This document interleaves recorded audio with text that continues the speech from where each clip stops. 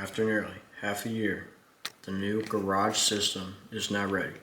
Let's get right into it. So I'm very excited to show you guys this system. This system has gone over a lot of changes and expansions and has a new layout compared to the old system that was in here. Before we continue on yapping about the system, if you want to skip forward to the point where the alarms go off, I'll try to put a timestamp of when that is. If I were you, you should probably watch the beginning part of this video. But let's go right to it. So this system is way different than the old system that was in here. And I'm just going to say it now. The main difference is that this isn't a demo system. This is actually be protecting this garage. And it's to be plugged in 99% of the time. The only time I won't have it plugged in is if I'm sleeping or we're out somewhere, like we're going on vacation. If I'm able to be walking around this house, it's plugged in. So the reason why I put this out here is because, well, it'd be nice to see how like this would be protecting the garage. And I don't know. It's like a fun little thing. It makes me have another opportunity for videos on this channel. But yeah. So let's go over the system. So we have my Silent Night panel out here. I brought it back from the dead. And yeah, so I like this panel just because of it's a conventional, and I like to have it have the flexibility of different devices on one system. So yeah, so if we look in here, well, before we do that, you can already see some troubles. And with this system, I wanted to be up to code the best I can, but I can't. Because you can already see two troubles. You can see a battery trouble and an account trouble. So the old people, the old users that had this panel, they must have had an account set up and it just, I don't know how to delete it. I've reset the dialer, reset everything. I've done reboot the panel, nothing. It won't go away. And there's also two troubles that will come up, I think, 5 hours later. And this has been plugged in for like about 3 hours. But it's a phone line trouble. So basically, I guess there was a phone line that was hooked up to this and it wasn't working. So the battery trouble, well, they're unplugged, so that's why I have a trouble.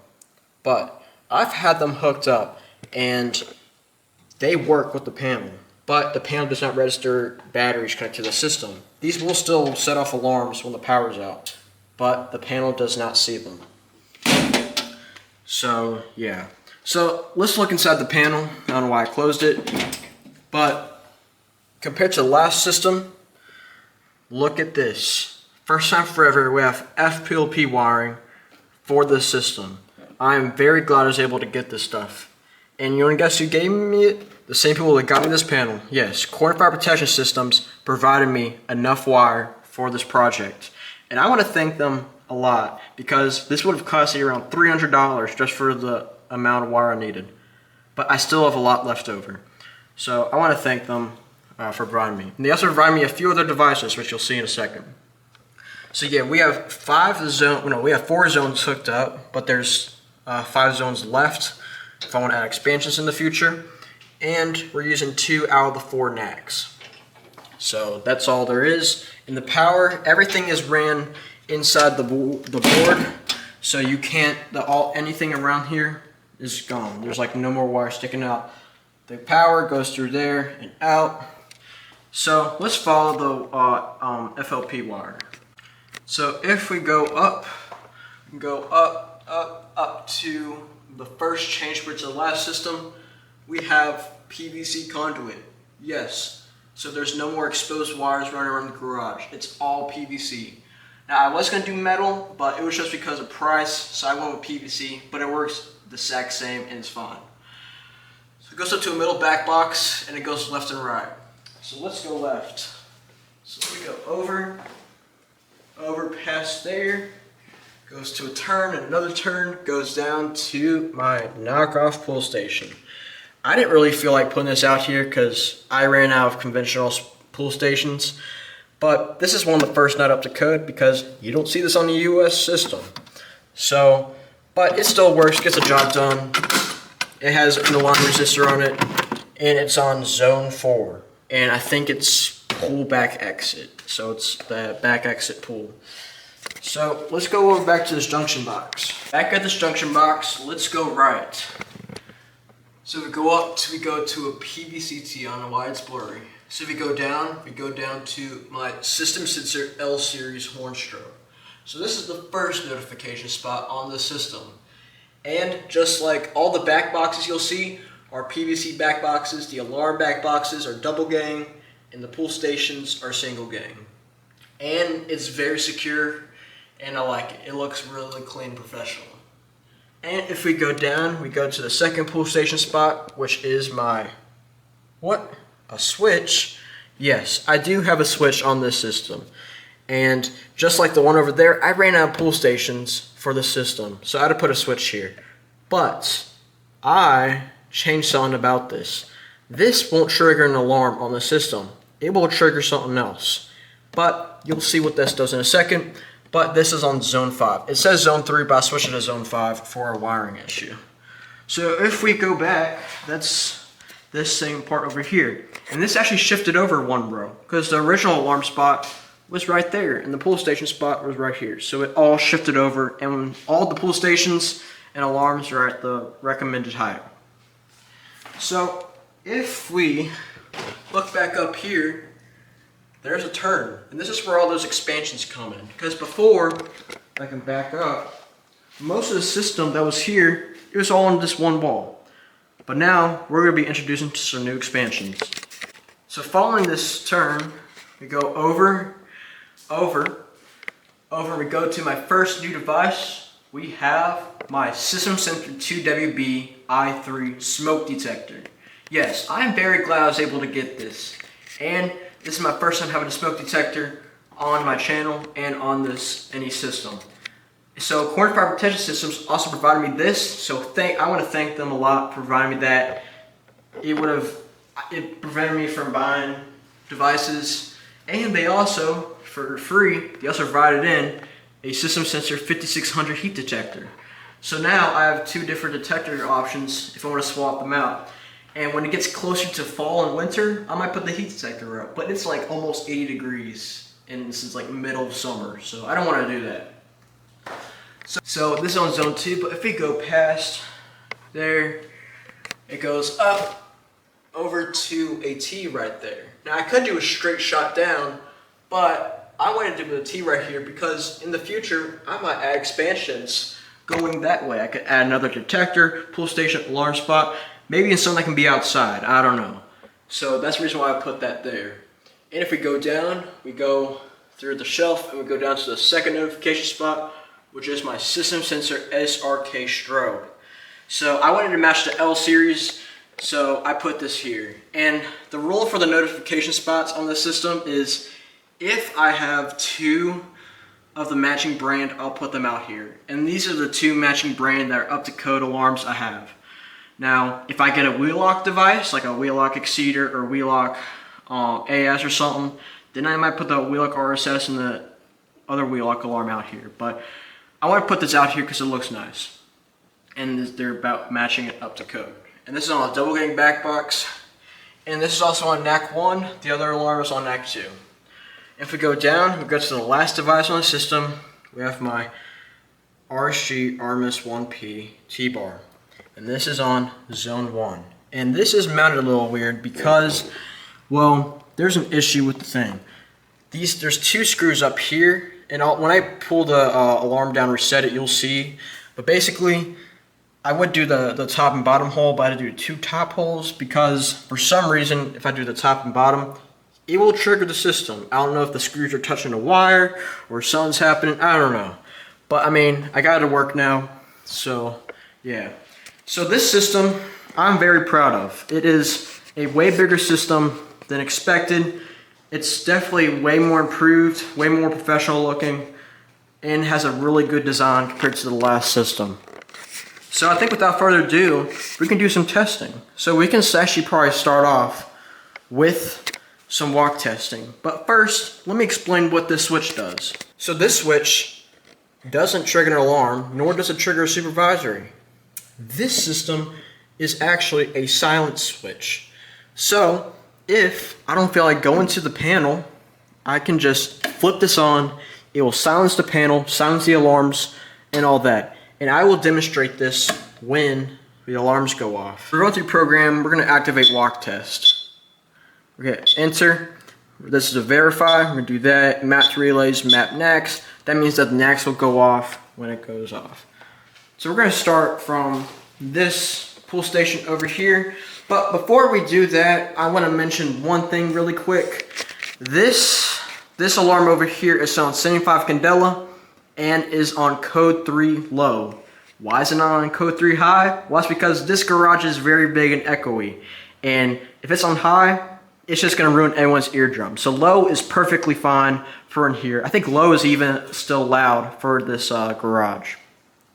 And these are both set on system sensor sync from the panel. So that means that when the system is silenced during a full alarm, the strobes, especially from this one, will flash. And this is all set on set 15/75 candela. So I think it's like, if you look from the side, it's 15, directly 75. I don't know. So we're gonna key activate this pull station. So here we go.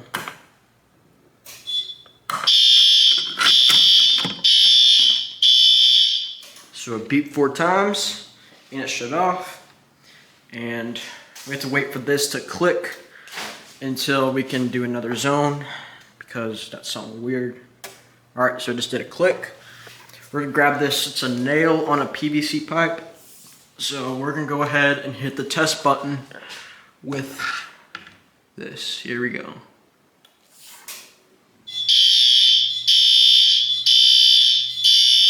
All right, it beeped 4 times. Means the system's working. All right, wait for this to click, and then we can go get this other one. Actually, I need a key. The hex key. All right, so it just clicked, but we're gonna need a hex key to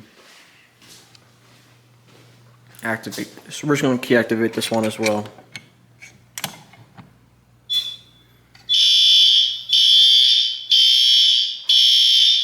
All right, and you can also see too that you can see the mounting option. I could use this and this, but I'd use the top two, so it was just wonky, but it works.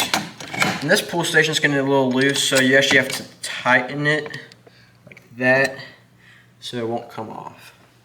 All right, and that's basically the walk test. Walk test won't work on the silence switch for some reason, but yeah, because if you see after it clicks, which I think it did, activate it, it does nothing. So we're going to reset to exit. Now let's go ahead and actually activate the system. All right, so we're gonna firstly activate the system for the first time in like 6 months. Let's go ahead and pull this pull station over here and see the system go off. Right? 3, 2, 1.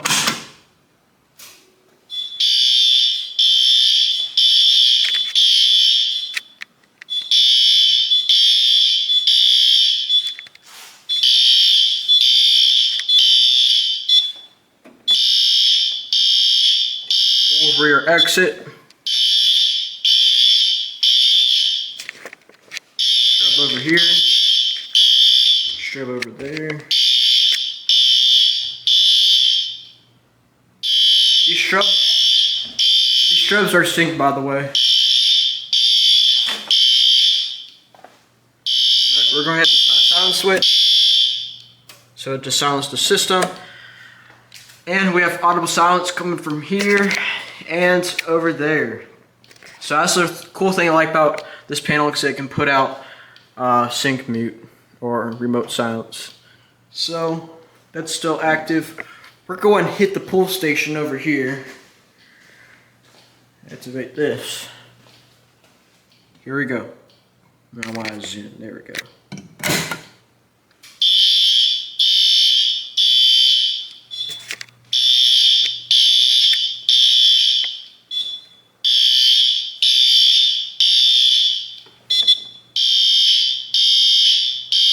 So lawn equipment, silence. And that's labeled lawn equipment because it's near the lawn equipment. So let's go ahead and reset these pull stations. And I'm gonna do something different with the smoke detector. What we gotta do to reset this, just like that, it's all reset. So then we can get the hex key and then we can reset that T-bar. All right, so we're gonna reset this pull station. So what we gotta do, open up like that. Close it, but then, I don't know why I dropped it. See, because the screw's loose on this thing. So you actually have to tighten the screw have to hold it with one, it's hard to do with one hand. Just like that. Instead of turning that way to unlock it, you turn it the other way. You better do it like that.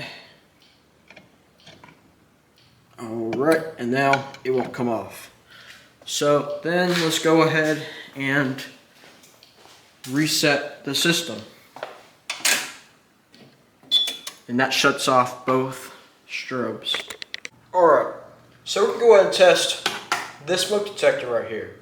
Now, I could just do the lazy way and hit the test button with a nail or something, but we already did that for the walk test.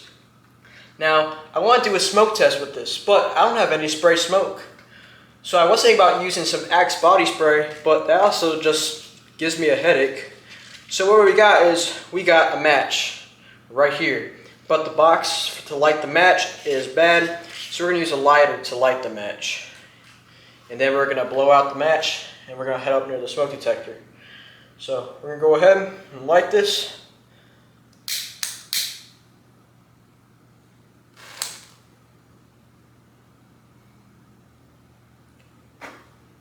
Alright, get that all around there. I don't know which way the wind's blowing. Alright, got a red light.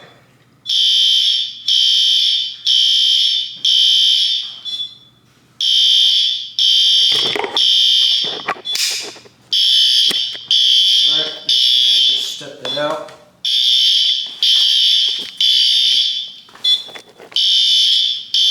Zone 2 smoke detector.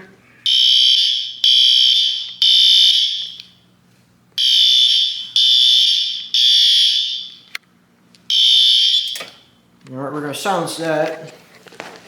So as you see, there's still an alarm, and you can see the smoke going through the... Oh yeah, that's a lot of smoke. Might air out this garage. But basically, what we're going to do is we're going to twist this off. There we go. And we're going to blow it out so we don't want this to go off again. There's the inside, there's the end of line. Go back, there's the back of it. Then we're just going to align it like that and just turn it just like that.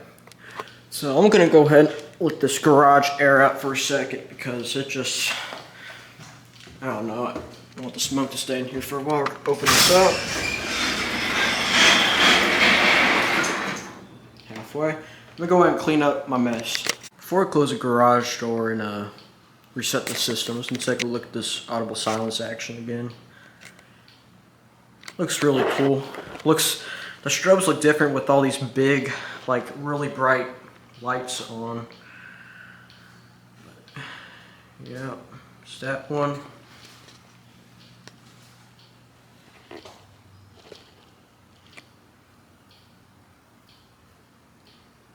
Alright. I think that's enough strobe action for today. So let's go ahead and just zoom out. Go ahead and hit reset. Alright guys, well that was the video. Sorry if it was too long and I yapped a lot, but I might make a cinematic system test or something. Hope you guys enjoyed this video and hope you guys like the system. It took me almost a whole entire month just of installing it and wiring it. Programming was easy, but wiring is actually the hardest part because this pipe is so thin. It's hard for that thick wires to go through. Because I think from here to here is like 5 wires or something. It's a lot. So yeah. So thank you guys so much for watching. Make sure to rate, like, comment, and subscribe. And have a good day.